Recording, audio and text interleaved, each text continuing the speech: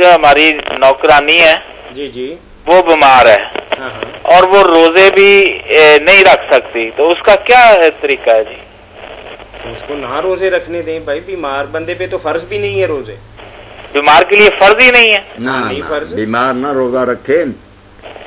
بہت سے لوگوں نے آج بھی مجھے گھر میں بھی فون کیے ہیں، میں سب لوگوں کی اطلاع کے کہتا ہوں کہ جو بیمار ہے وہ خدا کے لیے روزہ نہ رکھے، جرم کر رہا ہے۔ بیماری اگر بڑھ گئی یا تندرستی میں دیر ہو گئی تو اس نے جرم کیا۔ کس خدا نے اسے کہا تھا کہ تو روزے رکھ؟ کیوں رکھتا ہے روزے؟ اور اگر کسی نے روزہ رکھا اور ذرا احساس ہونا کہ یہ روزہ تو مجھے نقصان پہنچا رہا، میں پوری ضمانت دیتا ہوں کہ خدا کے لیے اسی وقت روزہ افطار کریں، ورنہ خودکشی کے مرتکب ہو گئے۔ صحت کو جب نقصان پہنچے ایسے روزے کو اللہ نے کیا کرنا؟ کل ما ذرہ بالصوم فل افطار رہو بعد، جس کو روزہ نقصان دینے لگے اس پر فرض ہو جاتا کہ روزہ ختم کر۔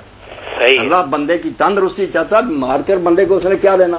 تندرست رکھیں، ہٹے کٹے بے ایمان نہ چھوڑیں، روزہ رکھیں، اور اگر بیمار ہیں تو بالکل نہ رکھیں۔